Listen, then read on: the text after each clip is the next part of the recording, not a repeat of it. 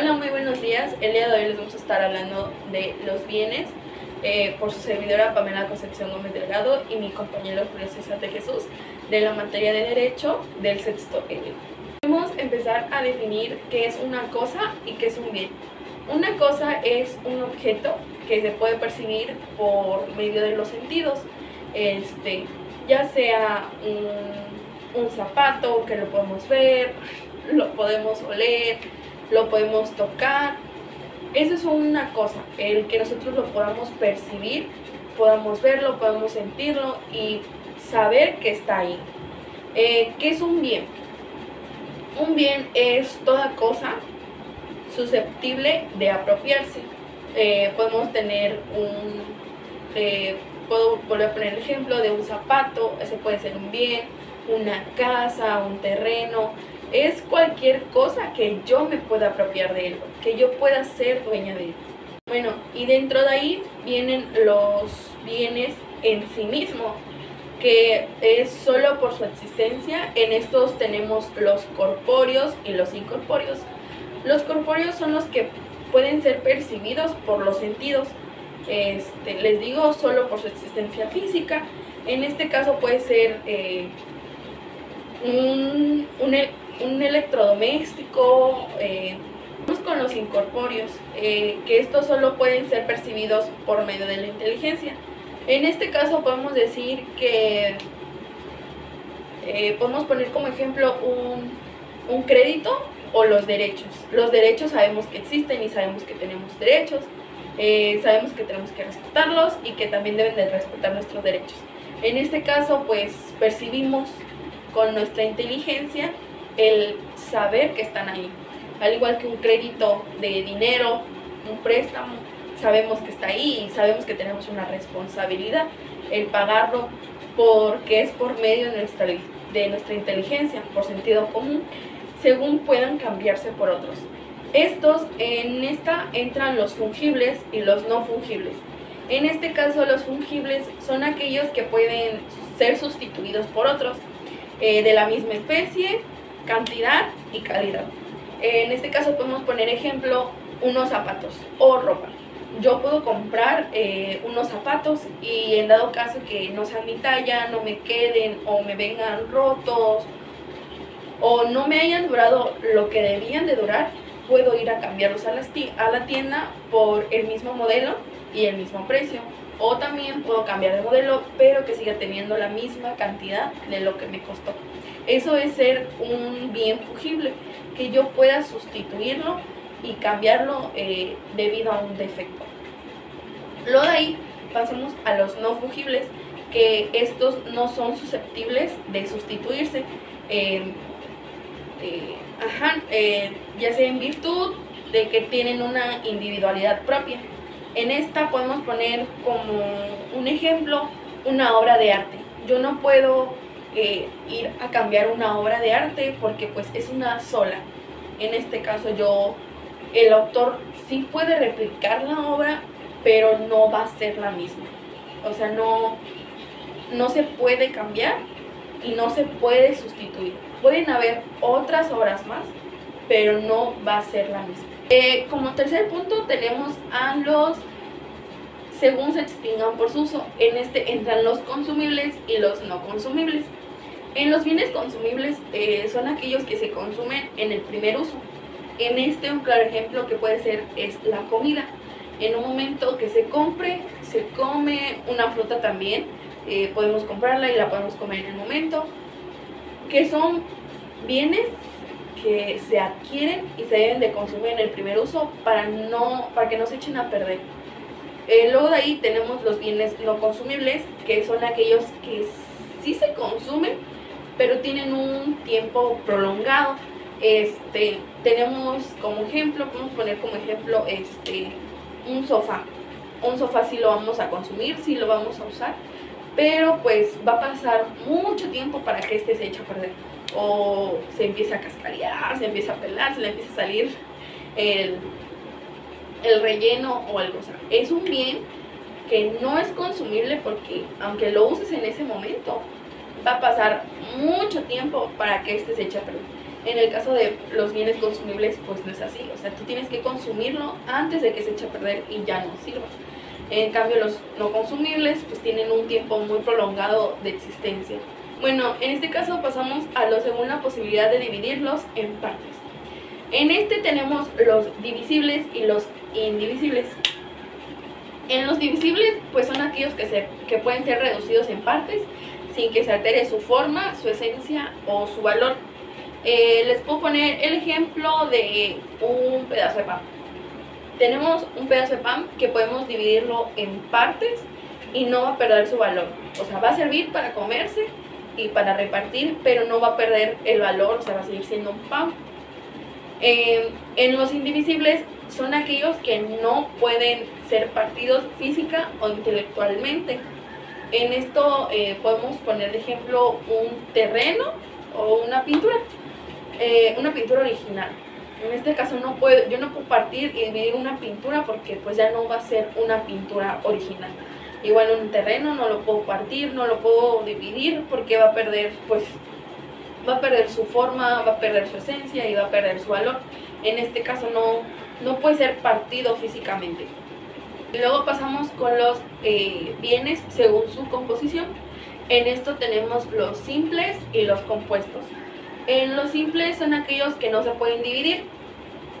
Por ejemplo, un televisor. Una tele no la podemos dividir porque ya no va a funcionar. Un ventilador tampoco lo vamos a poder dividir porque tampoco va a funcionar. O sea, no lo podemos partir en partes porque va a perder su función. En este caso esos son los simples que no se pueden dividir porque van a perder su función. De ahí tenemos los compuestos, que son aquellos que están formados por varias partes. Puedo poner de ejemplo una enciclopedia. Una enciclopedia tiene varias partes y pues no puedes perder una de esas partes, ¿verdad? Porque pues deja de ser una enciclopedia y deja de tener información. Se le puede ir aumentando información, sí, pero pues están formados por muchas partes. Tenemos igual los bienes según su existencia independiente. En este tenemos los principales y los accesorios. En los principales pues son aquellos bienes cuya existencia no depende de otros. Y en los accesorios son aquellos cuya existencia depende esencialmente de la de otros. En este caso podemos poner como ejemplo un carro. Un carro no necesita de otro carro para funcionar. Los accesorios, que son las que sí dependen de otros, principales más que nada. Por ejemplo tenemos los espejos retrovisores o las llantas que llevan igual, no sé cómo se llaman, que las llantas llevan algo adentro. Esos que son accesorios para el carro, para que puedan funcionar. En este caso les digo, un carro no depende de otro carro para funcionar, sino que nada más depende de accesorios, pero no de otro bien en sí. El accesorio sí depende de los bienes principales. Mucho gusto, mi nombre es Julio y me complace decirles que voy a continuar con lo que estaba diciendo mi compañera Pamela. Esta vez voy a continuar con los bienes muebles y los bienes inmuebles y posteriormente con los mostrencos y los vacantes y así sucesivamente. Empezamos con los bienes muebles. ¿Qué es un bien mueble? Un bien mueble es aquel que por su naturaleza ya está designado, que no se puede mover de manera autónoma. ¿A qué me refiero con esto? Un claro ejemplo sería una televisión, ya que esta no está diseñada para moverse de manera autónoma, ni siquiera tiene vida como para poder hacerlo, pero sí puede ser movida por fuerza de un externo. Puedes venir y puedes agarrar una televisión, cambiarla de habitación, puedes agarrarla y perfectamente no va a pasar nada ni va a perder ninguna cualidad, ya que estos bienes tienen esa característica, se pueden mover sin ningún tipo de represalia, por así decirlo. Y ahora continuando con los bienes inmuebles. Estos son totalmente lo contrario, ya que estos no se pueden mover ni tienen la capacidad de hacerlo, y si se llegara a intentar moverse perderían sus cualidades y también estaban propensos a quedar destruidos y también perder todo el valor que tienen. Los bienes inmuebles se clasifican en 4 tipos. Tenemos los bienes por naturaleza, los bienes por destino, los bienes por objeto al cual se destinan y los bienes por ordenamiento de ley. Los bienes por naturaleza son, como les mencioné anteriormente, los que ya están fijados por naturaleza, como lo dice el nombre, a ser inmuebles. Estos son tales como una casa, tales como un penthouse, tales como un hotel o una parcela. Son propiedades en las que pues obviamente se utilizan para hacer viviendas de personas, ¿no? Estas no pueden ser movidas, lógicamente. Luego tenemos las que son inmuebles por destino. Estos eran muebles por naturaleza, pero terminaron siendo inmuebles al ser adheridos al inmueble en cuestión. Estos pueden ser como los servicios de internet, pueden ser como los servicios de electricidad o el sistema de aire acondicionado de una casa, ya que originalmente pues es un mueble, pero al terminar adhiriéndose a la casa termina siendo parte de ella, lo que lo convierte en un inmueble. Luego tenemos a los inmuebles por el objeto al cual se destinan. Estos son muebles también por naturaleza, al igual que el anterior, pero estos están por un bien del inmueble en cuestión.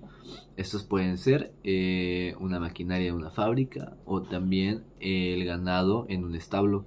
Estos, a pesar de ser bienes muebles, terminan convirtiéndose en inmuebles al pues ser parte del establo, ¿no? Ya que en este caso el establo sería el inmueble. Y ya por último tenemos los que son por ordenamiento de la ley. Estos son derechos, acciones y obligaciones que están designadas por la misma ley. Estos, por ejemplo, pueden ser un contrato de hipoteca que recae sobre el bien inmueble. Y ya terminando este tema, pasamos a la definición de los bienes sin dueño. Los bienes sin dueños se dividen en dos, son los bienes mostrencos y los bienes vacantes. Los bienes mostrencos son aquellos bienes que si bien tienen dueño, el dueño no los ha reclamado y no se sabe el paradero de este. Estos son abandonados y perdidos. El dueño es desconocido. En otras palabras, son objetos que han sido dejados o extraviados. Un claro ejemplo de estos puede ser un celular que te encuentras en el parque y tú puedes reportarlo obviamente a las autoridades. Esto lo convierte automáticamente en un bien sin dueño, específicamente en un mostrenco. Para definir los bienes mostrencos, según con el artículo 774 del Código Civil, son muebles abandonados y perdidos cuyo dueño es desconocido. En otras palabras, son objetos que han sido dejados o extraviados sin que se conozca su propietario. Y ya para concluir con los bienes mostrencos, vamos a hablar de la distribución de fondos. ¿Qué es la distribución de fondos en un bien mostrenco? Pues bien, tras la venta de este mismo, una cuarta parte del valor obtenido se destina a la persona que realizó el hallazgo. Este es un incentivo destinado para promover la entrega oportuna de estos bienes a las autoridades correspondientes. Ahora vamos a hablar de los bienes vacantes. ¿Qué son los bienes vacantes? Estos son inmuebles que carecen de un propietario cierto o conocido. Básicamente, no se sabe si tienen uno. Es decir, que estos son activos que no tienen una persona que pueda reclamar su propiedad de manera clara o legal en este caso. El procedimiento legal en el caso del bien vacante es que deben ser denunciados al agente del Ministerio Público Local y esta demanda es fundamental para iniciar el proceso legal correspondiente. Una vez denunciados, estos bienes pasan a ser parte del fisco federal, lo que implica que quedan bajo la custodia y administración del gobierno central. Ya para terminar, vamos a hablar de la compensación para el denunciante, que es lo mismo que lo que pasa con los bienes mostrencos. ¿Qué pasa? Que se le otorga una cuarta parte al denunciante, en este caso, del valor de la propiedad o del bien que esté denunciando en cuestión. Esto con tal de promover que más gente se sume a esta causa para obviamente proceder a las acciones legales de este tipo de bienes. Muy bien, entonces ahora a continuación vamos a hablar de los bienes de Estado. En el caso de los bienes de Estado, el artículo 765 del Código Civil Federal establece que los bienes del dominio del poder público le pertenecen a la Federación, los estados o los municipios en este caso. Esta disposición refleja la titularidad de estos activos por parte de las entidades gubernamentales. Estos se clasifican en diferentes. Estos son los bienes de uso común, los bienes destinados a un servicio público, bienes que yacen o se localizan en el suelo y los bienes propios. Vamos a empezar con los bienes de uso común. Estos son los propios del Estado y los que están al servicio libre de los particulares. Un ejemplo de esto pueden ser los parques, lugares básicamente públicos que estén al uso de todos, a la accesibilidad de todos, a los que todos puedan adquirir sin ningún tipo de precio ni restricción, ¿ok? Estos se establecen en los artículos 768 y 770 del Código Civil para el Distrito Federal. Luego, siguiéndole a estos, están los bienes destinados a un servicio público. Estos son los poderes públicos que están para atender a los servicios de la sociedad. Estos son inalienables, lo que significa que no se pueden vender. Los edificios de las Secretarías de Estado, estos también pueden ser el IMSS y todo servicio que brinde el Estado con motivo para beneficiación de la sociedad o sus necesidades, dependiendo del caso. Siguiéndola también tenemos los bienes que yacen o se localizan en el suelo. Ya por su nombre te vas a dar una idea. Obviamente aquí se involucra el petróleo y todo ese tipo de cosas. Estos son propiedad del Estado de forma originaria. Aquí si se encuentra, no son tuyos, aunque esté en tu propiedad. Automáticamente pasa a ser de propiedad del Estado o a propiedad de un externo para empezar a explotar inmediatamente este recurso. Tal como si pasaría que en tu casa de la nada descubres que hay petróleo, pues inmediatamente el Estado se entere. Ese petróleo no va a ser tuyo. Ese petróleo va a pasar a ser parte del gobierno, que va a empezar a explotarlo y pues va a hacer lo que quiera con él, porque básicamente ya es parte de su propiedad. Bueno, aquí dice que, de acuerdo con el artículo 27 constitucional, el Estado puede explotarlo directamente o conceder su explotación de forma en concesiones a un tercero. Aquí se incluye el petróleo, el uranio, el oro y la plata. Muy bien, entonces ahora tenemos los bienes propios. Dentro de los bienes propios, estos son los que son adquiridos por el Estado bajo cualquier título de propiedad. Estos pueden ser arrendados, vendidos o cedidos en posesión. Un ejemplo de esto pueden ser patrullas, escritorios, computadoras. Y esto es especial cuando su uso ya es pero muy grave. Cuando ya de verdad están demasiado degradados, que ya se dan para el uso público. O sea, para los otros. Y eso sería todo por parte mía. Y espero que haya servido de algo este video para poder retroalimentar, para poder informar siquiera algo de los bienes y sobre este tema que es bastante interesante, y también para la calificación con Atocha, ¿verdad? Muchas gracias por ver el video y espero sacar un 10.